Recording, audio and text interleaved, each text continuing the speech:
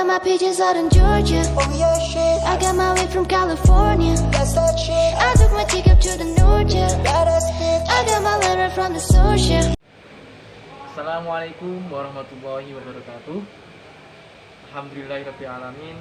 Shalatu wassalamu ala asyrofil anbiya'i wal mursalin wa ala alihi wa sahbihi ajmain. Amma ba'du. Alhamdulillah kawan-kawan masih bertemu lagi dalam keadaan sehat walafiat. Dalam kesempatan kali ini saya akan membuat video yang mana video ini untuk menerangkan dari fungsi dan tujuan bimbingan konseling. Nah, bersama saya Yusuf Hamidi, marilah kita mulai saja materinya berikut ini dengan bersama-sama membaca Bismillahirrahmanirrahim. Baiklah teman-teman, kita memasuki materinya, yakni fungsi dan tujuan bimbingan konseling. Bersama saya tadi yang bernama Yusuf Hamidi. Jadi materi kita hari adalah fungsi dan tujuan bimbingan konseling. Karena setiap hal pasti ada fungsi dan tujuannya. Yang pertama yang kita akan bahas yakni adalah fungsi. Pada rambu-rambu penyelenggaraan bimbingan dan konseling dalam jalur pendidikan formal yang mana disajikan oleh Depdiknas, yakni Departemen Pendidikan Nasional pada tahun 2008 sampai 2000 nomor 202, dijelaskan bahwa ada 10 fungsi dalam bimbingan konseling yang meliputi yang pertama yakni fungsi pemahaman, yang kedua fungsi pencegahan, yang ketiga fungsi pengembangan, yang keempat fungsi penyembuhan, yang kelima fungsi penyaluran, yang keenam fungsi adaptasi, kemudian fungsi penyesuaian, fungsi perbaikan, fungsi fasilitasi, dan yang terakhir yakni fungsi pemeliharaan. Ya, dari 10 fungsi tersebut masing-masing mempunyai pengertian dan cara yang berbeda-beda. Baiklah, marilah kita bahas satu persatu. Yang pertama yakni fungsi pemahaman. Ya, bagaimana, apakah fungsi pemahaman itu dalam bimbingan konseling? Fungsi pemahaman yaitu fungsi bimbingan dan konseling yang membantu konseli atau orang yang berkonsultasi untuk bisa memiliki pemahaman terhadap dirinya dalam hal potensinya. Jadi si konseli ini biasanya mempunyai gangguan, tidak bisa memahami apa yang dia miliki. Maksudnya potensinya dia itu apa, tidak tahu. Maka fungsi dari bimbingan konseling itu menunjukkan pemahaman orang tersebut agar tahu potensinya itu seperti itu, misal olahraga ataupun yang lainnya. Tidak hanya potensinya tapi juga lingkungannya, meliputi pendidikan, pekerjaan, dan norma agama. Jadi supaya paham di lingkungan sekitar itu kadang orang punya masalah, tidak bisa memahami situasi lingkungannya, akibatnya tidak bisa bergaul dengan baik. Ya, itulah fungsi pemahaman. Yang kedua yakni fungsi fasilitasi. Apa itu fungsi fasilitasi?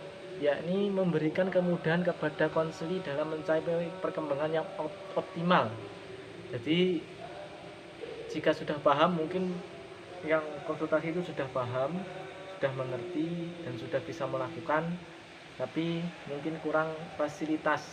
Jadi ya, fungsi dari bimbingan konseling itu memberikan kemudahan, dipermudah lagi agar lebih optimal, selaras dan seimbang yang meliputi seluruh aspek dalam diri konseli. Lanjut ke fungsi yang ketiga, yaitu fungsi penyesuaian. Jadi ini si konseli mungkin belum bisa menyesuaikan.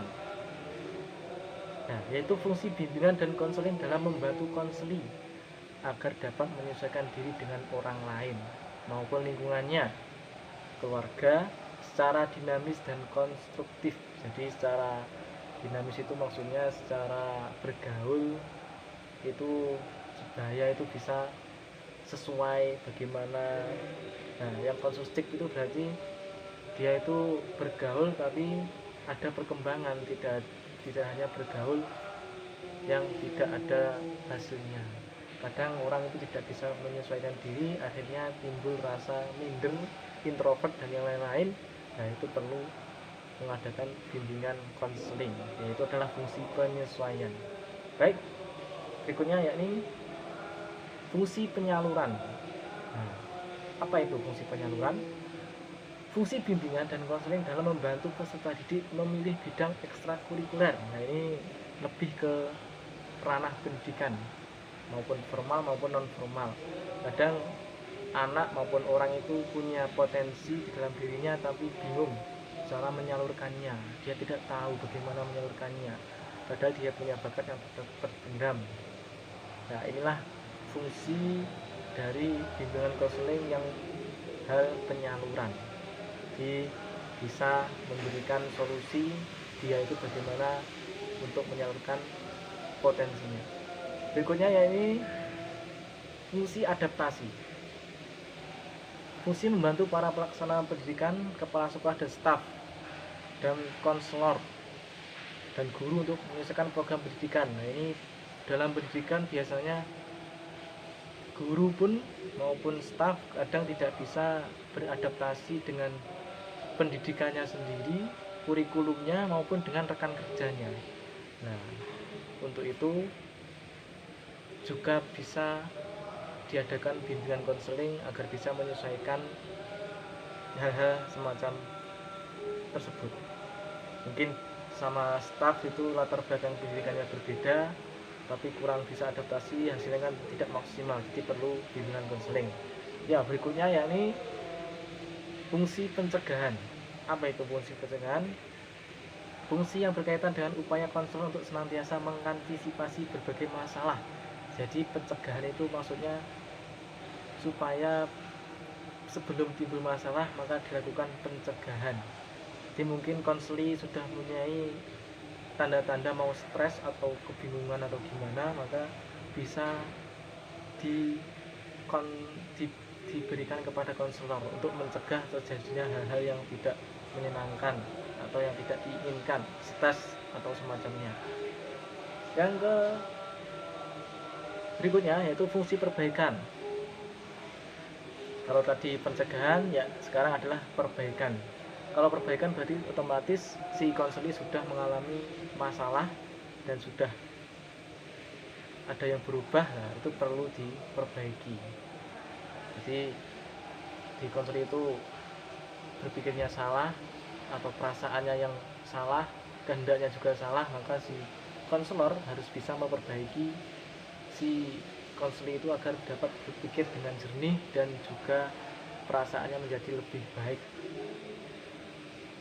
Berikutnya yakni fungsi penyembuhan. Nah, ini sudah parah mungkin. Fungsi bimbingan konseling yang bersifat penyembuhan, kuratif, ini sudah parah. Jadi orang yang atau si konseli sudah merasakan hal yang tidak enak di dalam hidupnya, mungkin sampai ingin bunuh diri atau yang semacamnya, maka perlu disembuhkan. Nah, inilah fungsi dari bimbingan dan konseling. Kemudian ada fungsi pengembangan.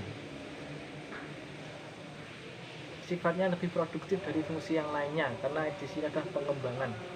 Jadi menciptakan belajar yang kondusif yang memfasilitasi perkembangan konseli. Jadi si konseli sudah punya masalah, kemudian sudah baik dengan lingkungan belajarnya. Nah, dalam bimbingan konseling bisa mengembangkan lingkungannya agar lebih baik lagi. Jadi dikembangkan, terus berkembang, akhirnya menjadi baik lagi.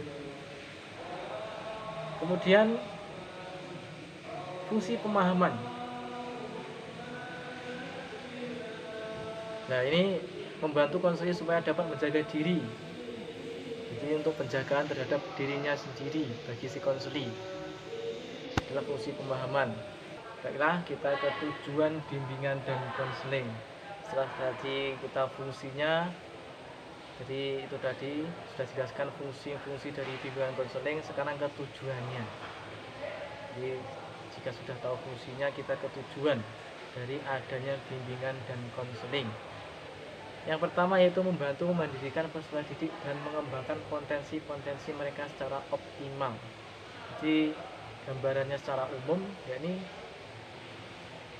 konselor itu membantu si konseli untuk bisa mengembangkan potensi-potensi mereka. Nah, jadi ada konseli yang mungkin sebenarnya punya potensi, punya bakat, tapi belum bisa menyalurkannya, belum bisa memahaminya, dan juga tidak tahu bagaimana mengeluarkannya. Nah, itu mungkin dari introvert atau semacamnya, maka perlu diadakan bimbingan dan konseling. Nah, itulah tujuan dari bimbingan dan konseling yang pertama. Yang kedua yaitu di sekolah agar siswa dapat menemukan pribadi, mengenal lingkungan, dan merencanakan masa depan. Jadi para siswa kadang juga belum tahu jati dirinya, belum tahu pribadinya itu pribadi yang bagaimana, apakah dia pendiam, ceria, atau yang kadang diam kadang ceria, istilahnya introvert atau ekstrovert secara psikologis. Nah, itu sih dalam bimbingan konseling itu bertujuan untuk menemukan jati diri dan juga pribadinya, sifatnya itu bagaimana. Kadang orang itu bingung arah pikirnya mau bagaimana.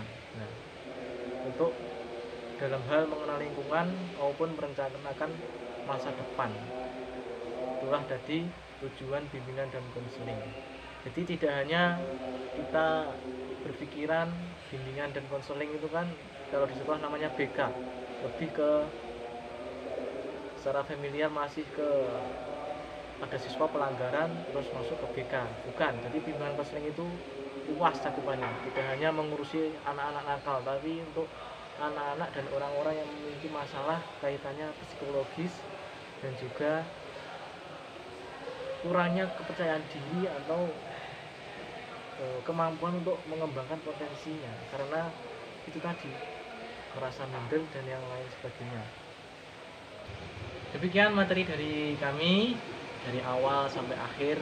Ada salah kata, salah pemahaman atau bagaimana, kami mohon maaf yang sebesar-besarnya. Kami menerima kritik dan saran yang membangun tentunya untuk bisa perbaikan ke depannya. Ihdinas siratal mustaqim, walaupun minkum. Assalamualaikum warahmatullahi wabarakatuh. 両手に置かれている時の雫 Feel it like an And I just can't imagine how you could be so okay now that I'm gone 'Cause you didn't mean what you wrote in